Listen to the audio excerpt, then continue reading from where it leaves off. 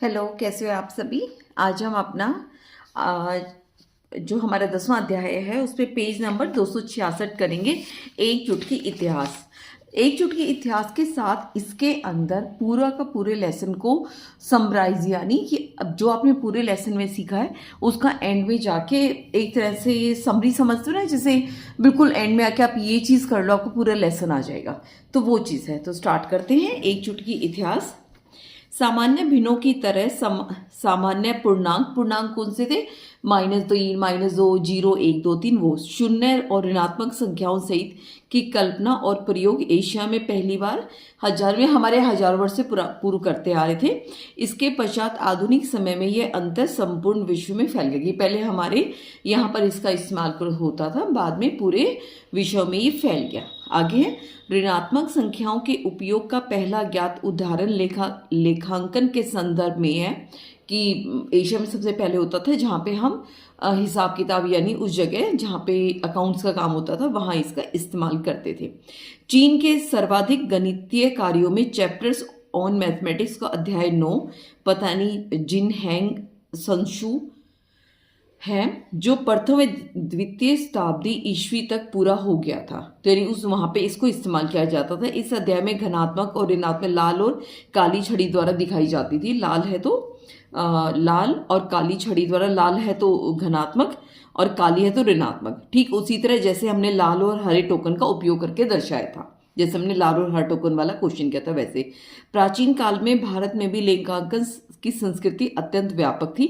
हमारे यहाँ पे खूब इस तरह इस्तेमाल होता था। कौटिल्य ने अपने अर्थशास्त्र में लगभग 300 ईस्वी पूर्व, यानी आज से कह दो 2800 साल पहले, जमा, क्रेडिट और निकासी डेबिट की अवधारणा के बारे में विस्तार से लिखा था। कौटिल्य का अर्थशास्त्र मशहूर है, तो उन्होंने इसके बारे में लिखा हुआ था। लेखांकन के संदर्भ में ऋणात्मक संख्याओं का स्पष्ट उपयोग कई प्राचीन भारतीय कार्यों में भी देखा जा, जहाँ पे हमारे घटा वाली जो रकम वो आ जाती संख्या है उसके बारे में बता रहे हैं, जिसमें वर्ष 300 ईस्वी के आसपास की बख्शाली पांडुलिपि में भी सम्मिलित है। ठीक है, वहां पर भी 300 में लिखी गई थी बख्शाली पांडुलिपि, उसमें भी इसके बारे में बात की गई थी। इस पांडुलिपि में ऋणात्मक संख्या को एक विशेष प्रतीक का उपयोग करके संख्या के पश्चात रखा जाता था, ना कि संख्या में पहला, जैसे वर्तमान समय में करते आ रहे। जैसे अब तो हमें जैसे घटा 30 लिखना है तो हम आगे ऐसे लिख देते हैं। पांडुलिपि में क्या लिखते थे? 30 और एक कोई निशान होता था उसके बाद लगाते थे कि ये जो संख्या हमारे ऋणात्मक है, इस तरह यहाँ पीछे लगाते थे। ब्रह्मगुप्त ने 628 ईस्वी में अपनी पुस्तक ब्रह्मस्फुट सिद्धांत में पहली बार धनात्मक संख्या और ऋणात्मक संख्या और शून्य का प्रयोग एक सामान्य रूप में जमा, घटा, गुणन और विभाजन। आपने जमा और घटा सीखा है, गुणन विभाजन आप आगे सीखेंगे अगली क्लास में। के में भी क्या है, ब्रह्मगुप्त ने स्पष्ट रूप से धनात्मक, ऋणात्मक और शून्य के लिए कई आवश्यक नियम दिए। इन नियमों में आधुनिक गणित हेतु मार्ग प्रशस्त किया, जिसे हम वर्तमान समय में प्रयोग में ला रहे हैं। ठीक है, ब्रह्मगुप्त ने धनात्मक संख्याओं, ऋणात्मक संख्याओं और शून्य के जोड़ने व घटाने के लिए कुछ मुख्य नियमों का वर्णन निम्नलिखित है। जैसे ब्रह्मगुप्त के योग के नियम, ये ब्रह्मस्फुट सिद्धांत, ये 628 ईस्वी में ये आया था। क्या कहते हैं कि दो घनात्मक संख्याओं का योग धनात्मक होता है, यानी अगर हम जमा वाली जो हम अब तक आप पढ़ते आए इस चैप्टर से पहले कि दो घनात्मक संख्या ले, उसका अगर जो जोड़ करेंगे तो वो घनात्मक ही आएगा। ठीक है, दूसरा नियम क्या बोलता था? दो ऋणात्मक संख्याओं का योग ऋणात्मक होता है।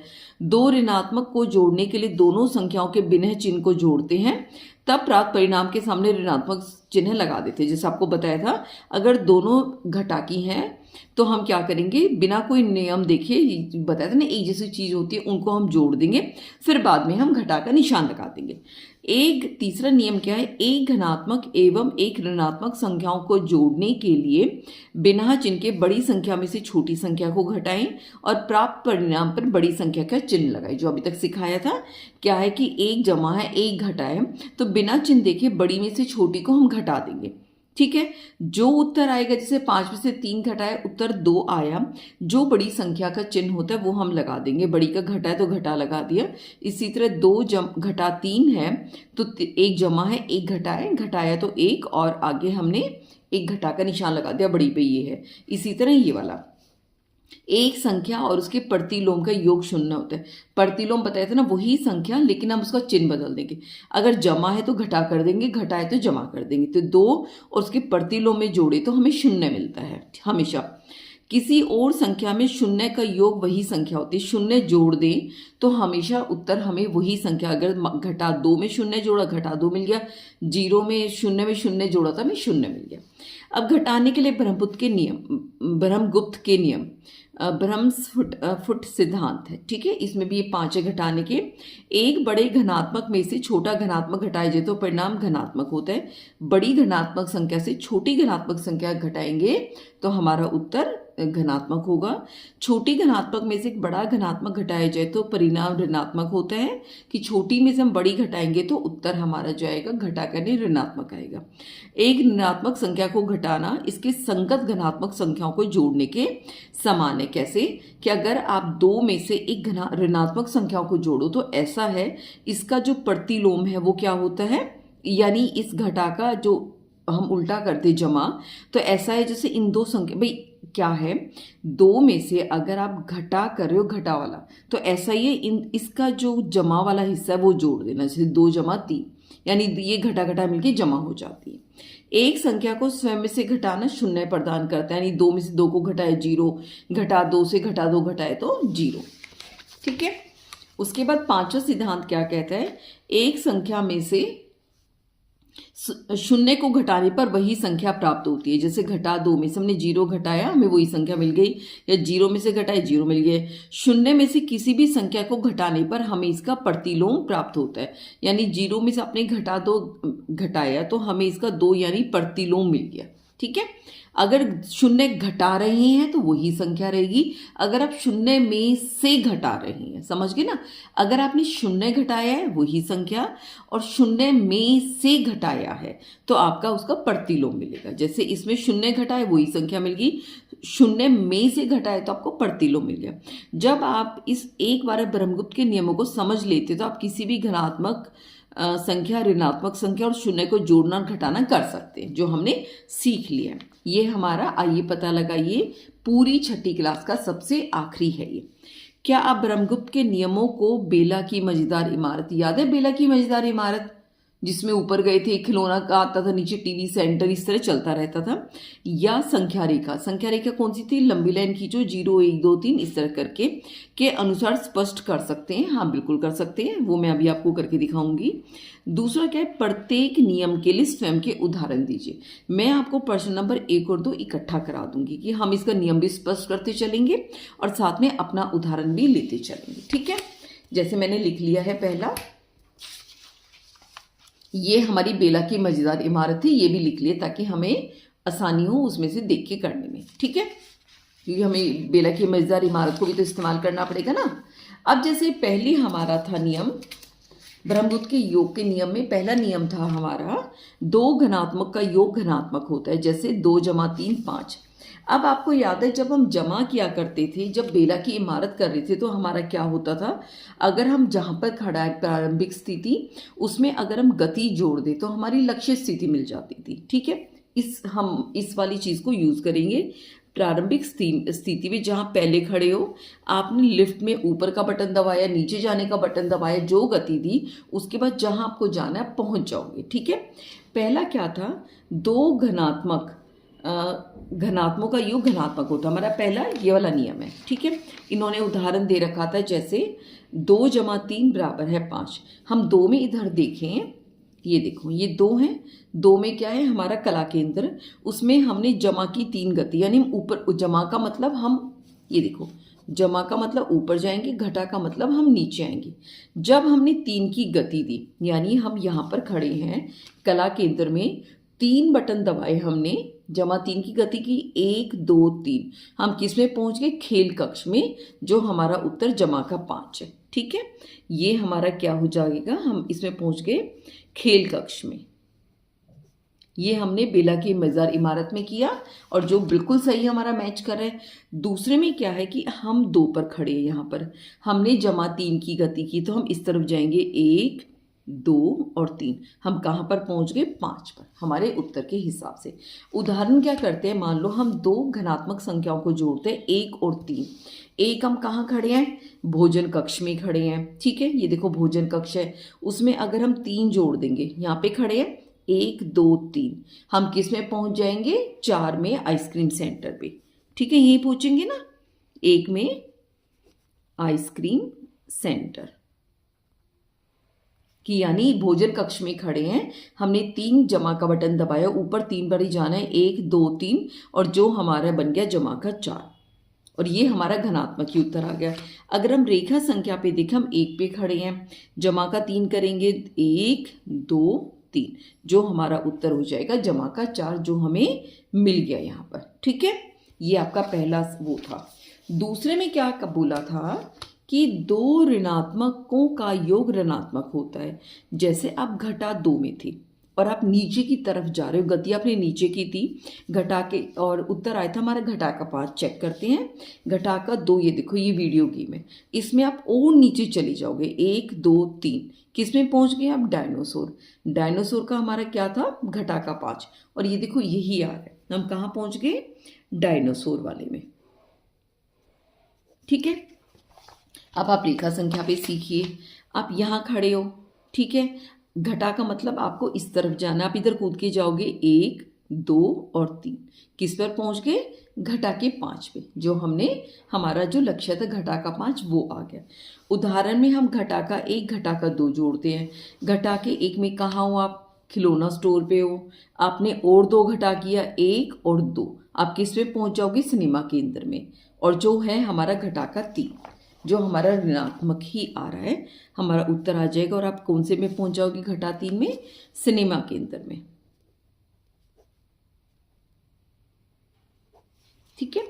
और इसमें अगर हम देखें, घटा 1 पे यहाँ खड़े हैं, घटा का 3 करना है, 3 बाईं तरफ कूदना है, 1 2 और 3, आप कहाँ पहुंच गए? घटा के 4 में, नहीं सॉरी, हमें 2 ही कूदना है। इधर भी देखो सिनेमा केंद्र था, अच्छा फिर मैं 1 मिनट, सिनेमा खिलौना स्टोर पे थे हम, घटा 1 में, हाँ यहीं पहुंचे सिनेमा के अंदर, और यहाँ पे हमें घटा के 2 पर जाना है, 3 पर नहीं जाना, 1 और 2, तो हमारा उत्तर कितना आ गया? घटा का 3, ठीक है। ये हम उदाहरण में लिख सकते हैं। उदाहरण हमारा क्वेश्चन नंबर 2 है, ये हमारा क्वेश्चन नंबर 1 का पार्ट चल रहा है, ठीक है। तीसरा नियम क्या बोलता है? ये सबसे इंपॉर्टेंट होता है कि एक धनात्मक एवं ऋणात्मक संख्या को जोड़ने के लिए अगर बिना चिन्ह के हम बड़ी संख्या में से छोटी संख्या को घटाएंगे और प्राप्त परिणाम पर बड़ी संख्या का चिन्ह लगा देंगे। क्या मतलब है? जैसे 1 घटा का 5 है, जमा का 3 है, ठीक है।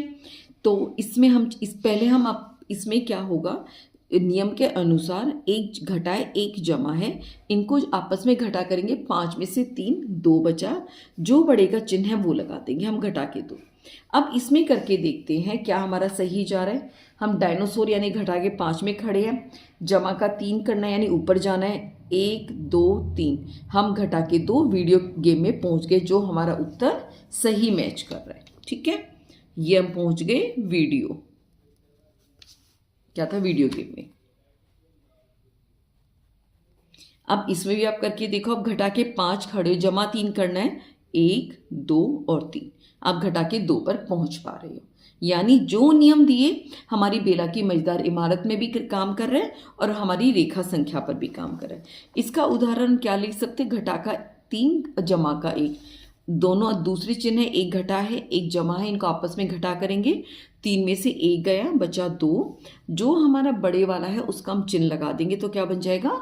घटा का 2, ठीक है। इसको देखिए, हम क्या है, घटा के 3 सिनेमा केंद्र पे खड़े हैं, हमने 1 ही किया तो हम कहाँ पहुंच गए? 1 ही ऊपर कूदना है हमें, तो हम पहुंच गए वीडियो गेम पे, जो हमारा उत्तर घटा 2 से मैच करे। इसमें भी देखो, आप घटा के 3 में हो, आप 1 इधर की तरफ कूदे, उत्तर क्या है? घटा का 2, जो हमारा रेखा केंद्र वाला, रेखा संख्या वाला भी हमारे उत्तर से मैच करे। दूसरा इन्होंने उदाहरण दिया था, ये तो हमने ये वाला किया। अब ये उदाहरण देखो, 2 जमा घटा का 3, 2 जमा घटा का 3 कैसे करेंगे? 1 जमा है 1 घटा है, आपस में घटा करेंगे, बड़ी संख्या से छोटी संख्या, 3 में से 2 घटाया बचा 1, निशान किसका लेंगे हम, बड़ी संख्या का, बड़ाई में घटाए तो घटा। अब यहाँ उत्तर करके देखते हैं। 2 है हमारा कला केंद्र, ठीक है। 2 में से हमें घटा का 3 यानी नीचे की तरफ 3 कूद के जाना है। कला केंद्र में खड़े हैं 1 2 3, हम किस में पहुंच जाएंगे, खिलौना स्टोर में, जो हमारा घटा 1 बन रहा है, खिलौना स्टोर। रेखा संख्या पे देखें क्या है, हम यहाँ पर जमा 2 पर खड़े हैं, घटा 3 हमें कूद के इधर जाना है, गति क्या देनी है कि यहाँ पर एक, यहाँ पर और एक यहाँ पर, हम किस पे पहुँच गए, घटा के 1 पे। उदाहरण क्या लिया हमने, ये हम उदाहरण ले रहे हैं इसका, उनका था ना अपना उदाहरण 2, तो उदाहरण में हमने 1 ले लिया, घटा कर 2 ले लिया, दोनों उल्टे निशान, एक घटा एक जमा है, क्या करेंगे आपस में घटा करेंगे, 2 में से 1 घटा किया 1, चिन्ह बड़े वाले का तो घटा का 1, ठीक है। इसमें भी करके देखिए, 1 यानी आप भोजन कक्ष में हो, अब 2 नीचे कूद के जाओगे, 1 1, घटा का 1 यानी आप खिलौना स्टोर पे पहुंच गए।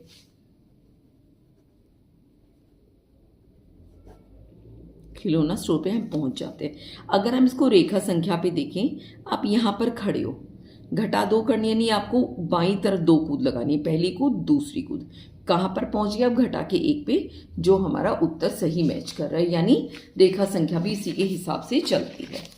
एक और इन्होंने उदाहरण दे रखा है, तीसरे वाला, घटा का 3 जमा का 5, 1 जमा 1 घटा, क्या करेंगे आपस में घटा करेंगे, 5 में से 3 गए 2, चिन्ह बड़े वाले का आएगा जमा, तो मतलब जमा का 2, घटा 3 पे देखो सिनेमा केंद्र है ना, हमें कितना कूद के जाना है, 5 कूद के जाना है, 1 2 3 4 5, 5 पे क्या है, कला केंद्र, जो हमारी जमा 2 से मैच कर रहा है, ठीक है। इसमें हम कहाँ पहुंच गए, कला केंद्र में। अगर हम रेखा संख्या पे देखें, हम यहाँ पर खड़े हैं, हमें दाईं तरफ 5 कूद लगानी है, 1 2 3 4 5, 5 पहुंच के उत्तर हमारा जमा का 2, जो सही से मैच कर रहा है। उदाहरण के लिए हम घटा का 2 जमा 3 करते हैं, इसमें क्या होगा, नियम के अनुसार अगर 1 जमा 1 घटा, आपस में बड़ी से छोटी संख्या घटाई, 3 में से 2 गया 1, और चिन्ह का आ जाएगा जमा वाला, क्योंकि जमा बड़ी संख्या पर है, जो हमें लगाने की जरूरत नहीं है। इसमें करके देखें, घटा 2 आप वीडियो गेम में हो, 3 आप कदम ऊपर कूदोगे, 1 2 3, किस पर पहुंच गए, भोजन कक्ष, जो जमा का 1 है, जो हमारा सही मैच कर रहा है, ये पहुंच गए हम भोजन कक्ष में, ठीक है। रेखा संख्या पे कैसे देखेंगे, आप घटा के 2 पर हो, जमा 3 यानी आपको दाईं तरफ 3 कूद लगानी है, पहली कूद दूसरी कूद तीसरी कूद, उत्तर क्या आ गया, जमा का 1, जो हमारा मैच कर रहा है, ठीक है। चौथा हमारा नियम कहता है, एक संख्या तथा उसके प्रतिलोम का योग 0 होता है। प्रतिलोम बताया था ना, अगर एक संख्या है उसका अगर हम चिन्ह बदल दें तो प्रतिलोम हो जाता है, यानी 2 और आप घटाकर 2 जोड़ दें तो आप 0 पर पहुंच जाएंगे। जैसे अब इसको हम अपनी बेला की इमारत में चेक करते हैं, आप 2 पे खड़े हो, आपने क्या करना है, 2 कदम 2 कूद नीचे लगानी, 2 छलांग, 0 1 और 2, कहाँ पर आ गया, आप भूतल पे, स्वागत कक्ष में 0 पर, ठीक है। किस पर आ गए आप, 0 पे, तो इसको हम भूतल पे लिख सकते हैं कि हम भूतल पर आ गए, जो हमारा 0 है। इसमें आप देखेंगे, आप यहाँ पर खड़े हो, ठीक है, घटा का 2, आपको बाईं तरफ 2 कदम कूदने, 1 और 2, कहाँ पर आ गए आप, 0 पे, ये हमारा सही हो गया। उदाहरण के तौर पे हम 3 घटा 3 कर लेते हैं, इसके हिसाब से उत्तर हमारा 0 होना चाहिए। आप नंबर में उसका प्रतिलोम जोड़ रहे हैं, संख्या में उसका प्रतिलोम, तो उत्तर हमारा 0 होना चाहिए। 3 पे क्या है, पुस्तक केंद्र है, ये 3 पे हमारा पुस्तक सेंटर है। आप क्या कर रहे हो, नीचे कूद के आ रहे हो, 1 2 3, देखो 0 पे भूतल पर ही पहुंच गए आप, यानी बेला की इमारत में भी ये चीज सही, ठीक है। इसमें भी क्या है, आप 3 पर खड़े हो और आपको कितनी गति देनी है, घटा की 3, यानी बाईं तरफ 3 कूद मारनी है, 1 2 3, अब 0 पर पहुंच गए। रेखा संख्या में भी ये चीज सही बैठ रही है। इसका 5वां आखिरी वाला है, किसी संख्या और 0 का योग वही संख्या होती है। पहला उदाहरण घटा का 2 जमा 2, हमारा घटा का 2 रह गया, ठीक है। किसी संख्या और 0 का योग वही संख्या होती है, घटा का 2 में आप 0 जोड़ा तो आप घटा के 2 पे आ गए, ठीक है। घटा का 2 वीडियो गेम है और उसमें आपने शून्य जोड़ा है, आपने गति ही नहीं करी। आप कहाँ खड़े रह जाओगे जब आप गति नहीं कर रहे? वीडियो गेम में खड़े तो वीडियो गेम में ही खड़े रह जाओगे ना, आप ऊपर जा रहे ना नीचे जा रहे। तो हमारे इसका उत्तर देखो सही आ रहा है, वीडियो गेम जब हम गति नहीं कर रहे। इसी तरह जब घटा के 2 पर खड़े हो, 0 मतलब आपने कूद ही नहीं लगाना तो आप घटा 2 पे रह गए। इसका दूसरा उदाहरण क्या कर लेते हैं हम कि घटा के 3 में 0 जोड़ते हैं। घटा का 3 पे क्या है आपका? सिनेमा केंद्र है। सिनेमा केंद्र में आपने चले ही नहीं, ना ऊपर चले ना नीचे चले, ठीक है। तो आपका क्या रह जाएगा? उसी जगह पर खड़े रह जाओगे, यानी आप सिनेमा केंद्र पे खड़े रह जाओगे, जो हमारा ये सही जा रहा है, ठीक है।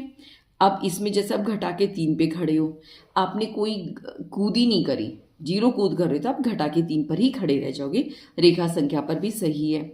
और क्या बता रहा था इस किताब में उदाहरण? 0 जमा 0 बराबर है 0, कि 0 में आप स्वागत कक्ष में खड़े हो, वही 0 पे आप स्वागत कक्ष में खड़े हो, आपने कोई गति नहीं करी, ना ऊपर की तरफ ना नीचे की तरफ, तो आप कहाँ रह जाओगे? आप स्वागत कक्ष के स्वागत कक्ष में रह जाओगे, ठीक है।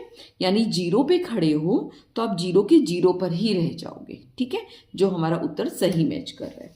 ये हमने पांचों जमा के घनात्मक के हमने नियम कर लिए। इसके अभी हमारा आधा ही, दोनों क्वेश्चनों का आधा आधा पार्ट कर लिया। अब ये वीडियो काफ़ी लंबी हो जाएगी, आप भी बोर हो जाओगे। इसका घटाने वाला ब्रह्मगुप्त का नियम हम कल करेंगे और इसका बाकी पार्ट भी हो जाएगा पांचों, और जो ये बचा हुआ है इसको पूरा कर देंगे। कल हमारी फाइनली 6ठी कक्षा की आखिरी वीडियो होगी, फिर हम उसके बाद 7वीं की स्टार्ट करेंगे। तब तक ध्यान रखिए, टेक केयर।